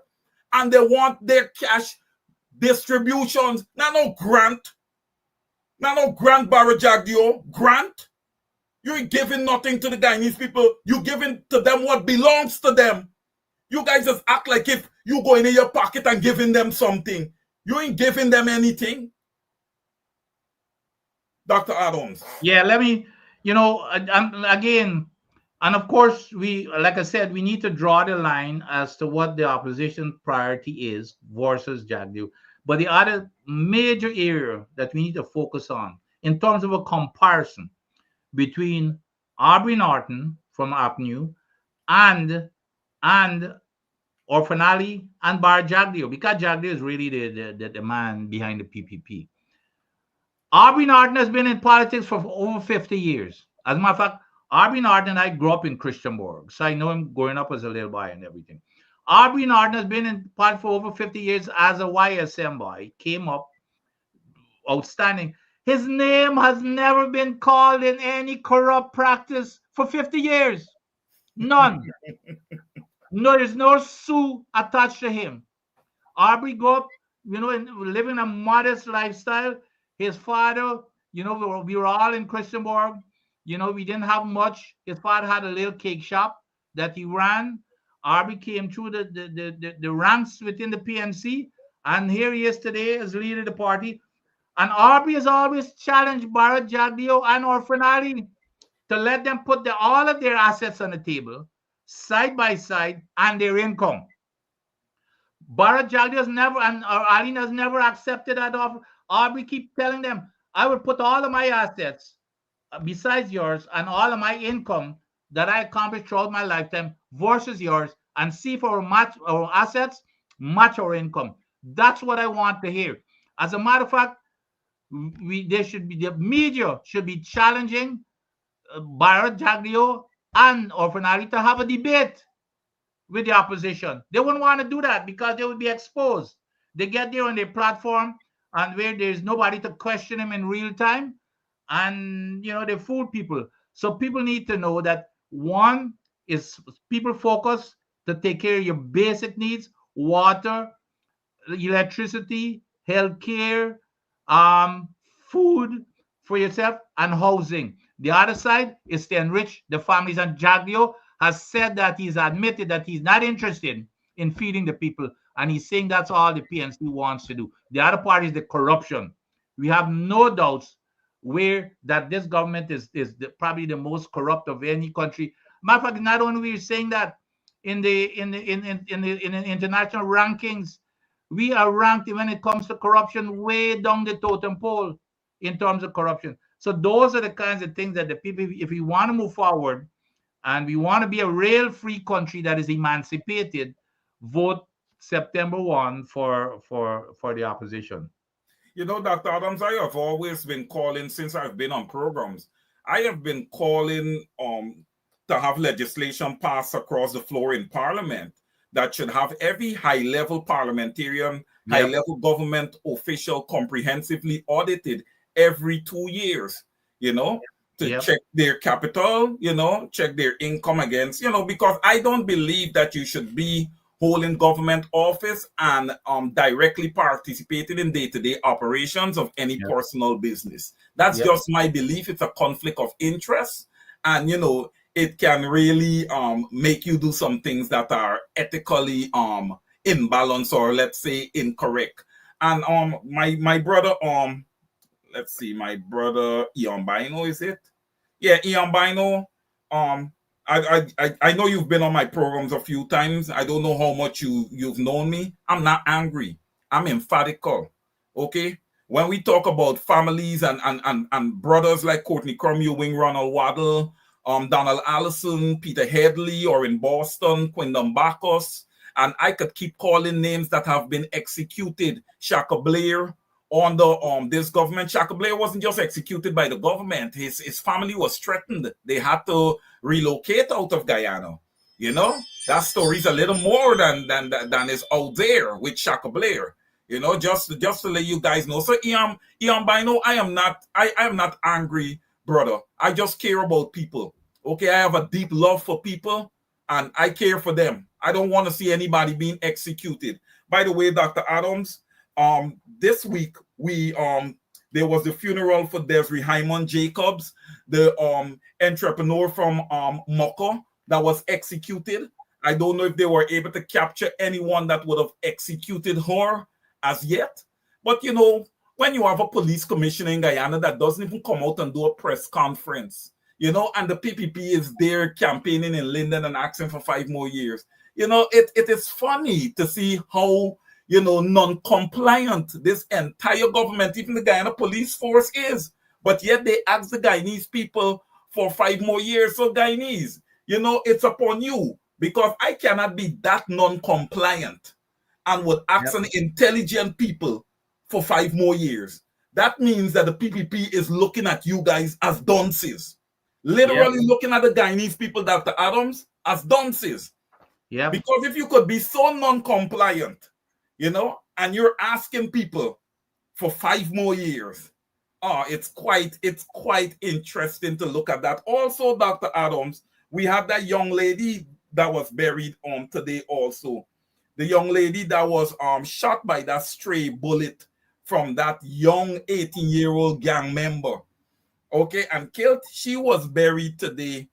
And my deepest sympathy and condolences to both of those families, Miss Hyman and that young lady that would have been buried today. You know, when you get up on stage and you dance up and you gyrate and you go on, you know, I can't do that. I cannot do that when people are dying. You know, people might want to call me the Grinch or whatever, but I just can't do those things. Everything has to be somewhat close to perfect, where we're not losing young people every day for no reason. Come on, these deaths, there's no reason why people should be dying the way they're dying in Guyana. No reason whatsoever. Yep. No, I agree. Now you brought up Moko. That's another issue in itself. Another case as to where this government cannot be trusted to take care of its poor people. You remember Moko and Hillfoot, and even in Linden. I forgot this part about Linden, because they had the same when they bulldozed those homes at Amelia's Ward, and where was Todd and those folks? You know, so we know the whole story with Moko, when they bulldozed the people home under the pretense that the road has to pass there. And what we're looking at now, those same properties, guess who's owning them? Are their friends and families? They're building big houses and property for businesses and everything else, and no road passed through that area that they were claiming. Now, I couldn't remember if I had mentioned this on the Dr. Adams, before you go on to the other point, let me just add a little to what you have just said there. Yeah. okay, with the bulldozing of the people in Maka and who now occupies the land. I am going to be lucidly clear to the incoming government, the new government coming in. You guys know that you have to remove those people. I'm speaking directly to APNU. You guys know that you have to remove those people and give back the people of Maka their ancestral lands. You know that. All right. You cannot have people being accustomed to throwing people off of their own ancestral lands and taking it for their own uses. That just can't happen. It's just not right. Okay. I have said it before, Dr. Adams, when this whole thing was going on, when people was bulldozed and all of that. I appealed to people. I said, do not purchase those lands, because to the extent there's a new government, you will have to be removed. Do not purchase those lands. So whomever purchase and build there, you purchase and you build at your own risk. Over to you, Dr. Adams. Oh, no, yes, and I know that we're running out of time here, but I want to re-emphasize it, because this whole thing with Linden, it just riles me up when I see the PPP going into Linden and trying to make fools of the place that I grew up and has given me everything that I have, especially with people like Todd, who's betrayed this community, and he's standing there in front of the same people that he's betrayed and cussed down, calling them squatters and lazy, and how they don't deserve to get contracts because the Venezuelans are working for much less. These are illegal Venezuelans. I have nothing against Venezuelans, but here's a man who grew up in Linden, and then you want to go back to the community and then put your name on the geographic list. Out of the 126 top up, not a single guy Linden. And then there's a list of 4 for the PPP geographic list. And 2 of those, you know what 2 of those are? Like I said before, Todd and Edgil. I want to know what connection Edgil ever had with Linden. None. I checked it out. How could Edgil name with an address in Georgetown, Todd's name with an address in Georgetown, be on that geographic list? I want to know if that's legal or not. And I'm gonna inquire about it. Those 2 names out of the 4 are their addresses in Georgetown. I thought you had to have an address in the region or in the geographic area. I don't think you can have a Georgetown address. And then especially Edgil, who has no connection to Linden whatsoever. But that's the insulting, because I guess he's black. The brand as well. He come from Linden. As long as you put a black face, people are not going to bother with it. Edgil has no connection in Linden, and that's what they've been doing. And I even told President Ali, I remember when he ran into him, I told him he believed that Juan Guyano is sending 3 black faces to Linden: Edgil, Todd, and Mark. That's what he does. But those are the kind of things that we need to understand, that it's fake, it's phony, and it's a con game that they're playing on us in Linden. Lindeners are too smart for that. They've neglected us. So name again. When they go up there, ask them to name one transformational project that they've put in Linden compared to all the other places in the quarantine, what they've done. They've even built a university campus, the Tain campus. As soon as they got into office in 1992, they built that university campus on the quarantine. There is not a single thing in Linden, not a single one, that they can say that they put in Linden, and now they're coming to us for their votes. Linden, open your eyes. Please do not be fooled with this con game that they're playing on us. Well said, Dr. Adams. As we prepare now to close, I know, Dr. Adams, you were a national cricketer in Guyana, an opening batsman. You know what it means to be in form and what it means to be out of form. Okay, when you're in form, runs the sport. You know about that. You have scored many hundreds at the national level. Now, when you look at the leader of the opposition, Aubrey C. Norton, he has been informed, quite a bit informed over the last few months. Even the prime ministerial candidate and Mr. Ganesh Manishpal has been on rail fire. He's been informed. So in closing, I just want you to talk about how the leaders in the opposition, APNU specifically, has been performing. I want you to touch quickly on the large crowd that was out in New Amsterdam. Mind you, ladies and gentlemen, the large crowd that was out in New Amsterdam yesterday was not a paid crowd. APNU does not have $57.7 billion at their disposal to have 400 buses ready to bus people around. Okay, let's just remember that. Dr. Adams, over to you, sir. Well, of course, the PPP, they've got a major advantage, but we are not, we are not going to worry about the major financial advantage. They're taking the people's money and spending it on this campaign. That's why they went for that extra, cash. The supplemental thing, was it 50 something,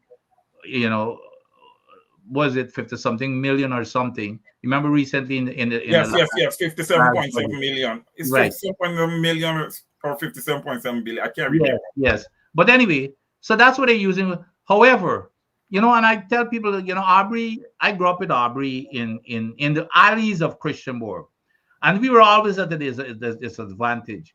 So all of those who keep underestimating Aubrey Norton, let them go right ahead at their own peril. Aubrey's strategy right now, which is that's the way. There's nobody bigger mobilizer than Aubrey Norton. Aubrey is a ground mobilizer. Aubrey is he hadn't just started doing that for the past, since Aubrey has been leader. Aubrey has been going around the entire country. He hadn't been making noise, but he's going around and meeting and touching the people and talking to them directly. And that's what it's going to take, that kind of campaign to touch the people. So what they're doing when they go to these communities, they're bussing. Okay, they can afford to for that type of stuff.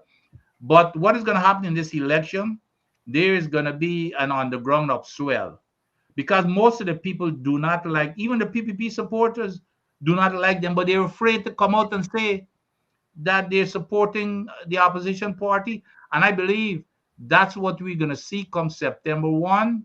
All of those people are going to come out to the closet in the ballot box. The ballot boxes, and make the difference. Now, the one thing we've got to fear is that these people, through GCOM, they still have control of the election mechanism, and that's what we've got to be afraid of. So I'm hoping that we're going to have some watchful eyes in the opposition. That's where we need to have volunteers like you can never believe, to watch them very carefully, to make sure that there are no shenanigans that are played here to deny the people their constitutional right to cast their vote and to get it to be counted. So but do not underestimate Aubrey Compton Norton. And I have all the confidence. He's always been an underdog from where we grew up, and even your boy, Mark. Mark was grew up in that area too.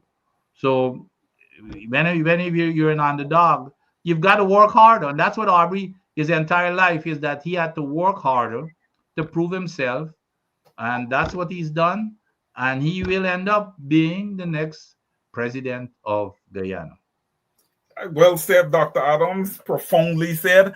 Look, I have to agree with you.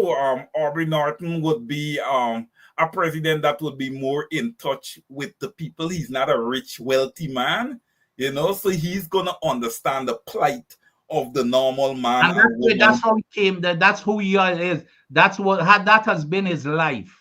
Okay, an ordinary person with modest income, a poor income, you live the poor life like all of us. So he understands, and that's why when everybody talking this nonsense about Bamba Mali, that's where he belongs. He's not gonna fake it as if he's a married person. He gotta go hang out with the big shots and the rich, who are ripping the country off.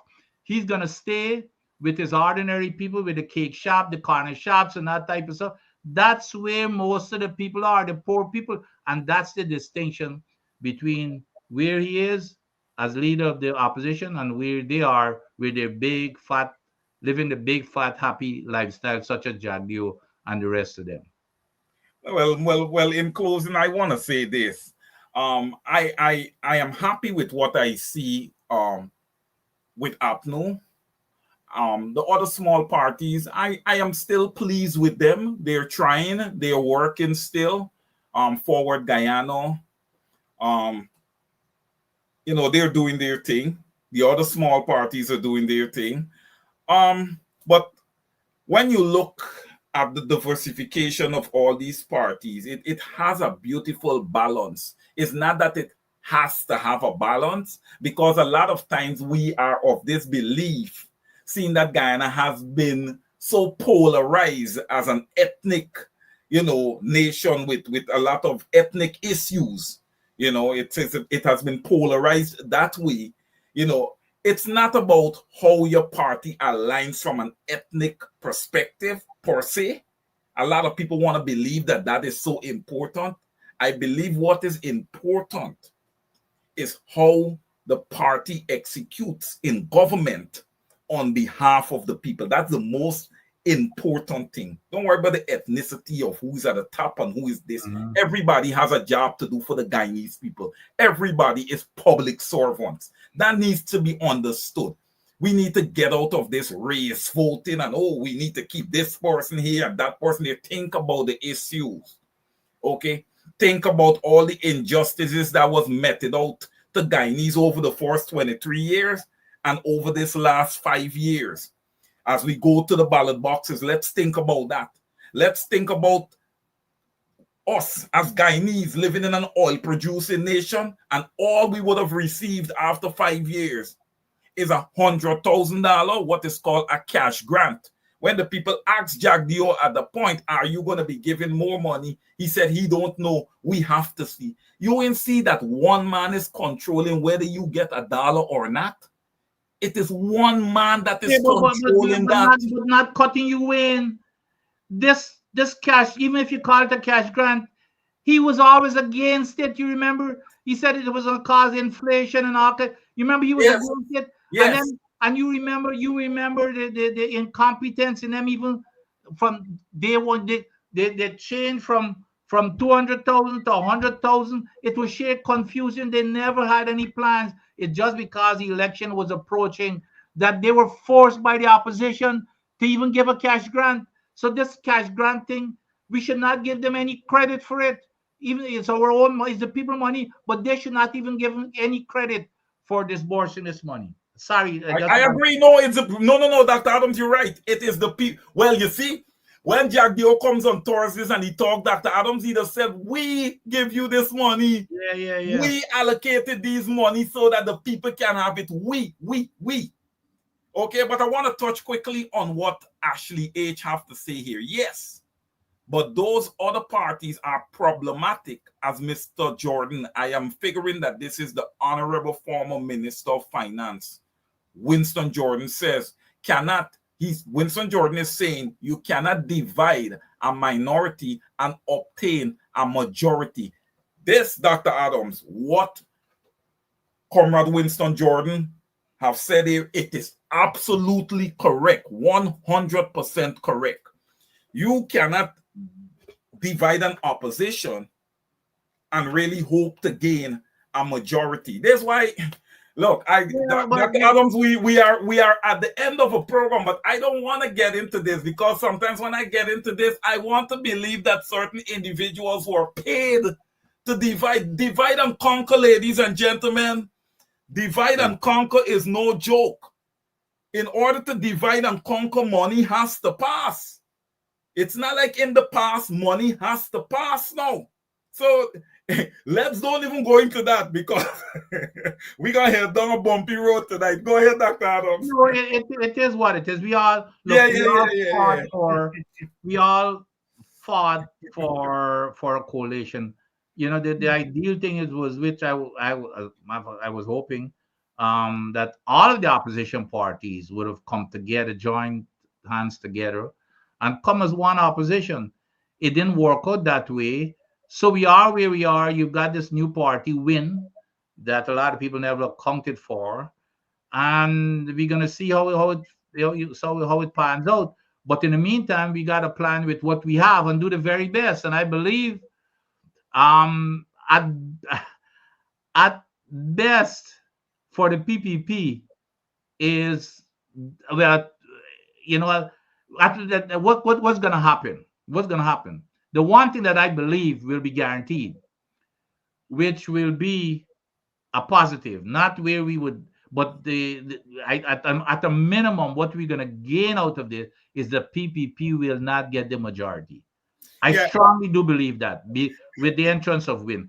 I think at the minimum, that is where we will gain, even though I still expect and hope that we get the majority, and then it would be the next round as to how a government will be formed. And hopefully the APNU, for example, will have the plurality, meaning that they got the most votes, even if it's not a majority. I'm still hoping for the majority, but if not, so I don't believe that the PPP will get will. And Jagdi was very scared. That's the one thing he talks about all the time. That is the intent of the majority. Our intent is for them not to get the majority vote. So I believe he knows them. They're looking at the numbers. Okay, remember now, this PPP government has not released the census. There is something in that census that is giving them an indication that they're in trouble. If they were, as they're kind of claiming that they're going to have an overwhelming victory, they would have been showing the people, because that would have been, helping the vote, helping them to gain the popularity with people. People like to jump on board with winners. And this man is, like I said, he's a master propagandist. But when you see they're hiding that census is saying something that they don't want people to hear. And I believe, again, Wayne, I believe that they're in serious trouble. At the minimum, they will not get the majority. And that would be a very, very serious development.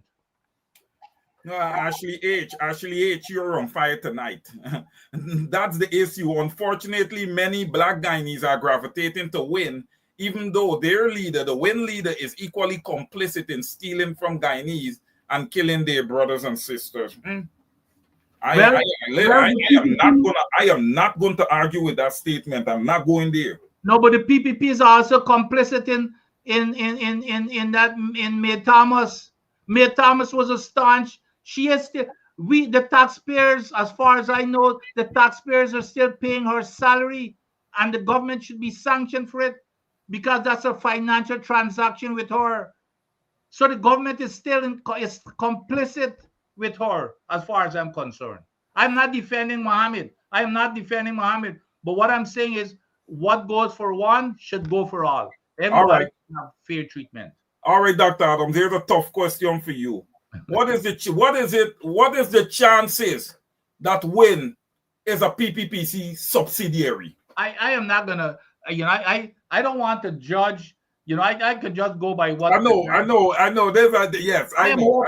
I know there's lots of doubt because they were friends before, and who knows if let me say the scenario of a plurality type of situation, nobody can say, or people are speculating that because they were so close friends before, that he may go join them. I cannot judge. I'm hoping that will not be the case. But remember, he can only go in a government with them if they win, if they get the highest number of votes, because that's the party who would have to form a government. Okay, but let me say, let's say the APNU gets the most votes, which I believe is going to happen with if there's a three-way split. Then APNU will have to form the government, and then we're going to see how that is going to play out. How APNU is going to form the government to at least get the majority votes in Parliament. So I don't want to question Win as to what their motives are and what they would do after the election But you're absolutely correct. That is the big question mark that people are worried about, that may happen. Well, we have to wait. We have to wait and see how all of this play out. But I was looking at the proposals that Win put out there, you know, and 50% increase in salary, Dr. Adams, that there can lead to some measure of inflation, and that can put some strain on, because 50% is a lot. I like what APNU had at 35%, because when you give 50% raises in salary, then what else are you doing? Guys, we like talk about this inflation thing when it comes to poor man's salary, okay? The budget, the darn budget in infrastructure. Go and look and see how much infrastructure was increased by. Several 100% over the past several years. Nobody in talking about inflation. That should have caused inflation also. But every time there is talk about raising people's salary, you hear the inflation. That's a Jagdio line. He used that with the teachers' salary, you remember? And the nurse. Yeah, well, the teacher's salary was definitely a strong possibility. That could have easily been done.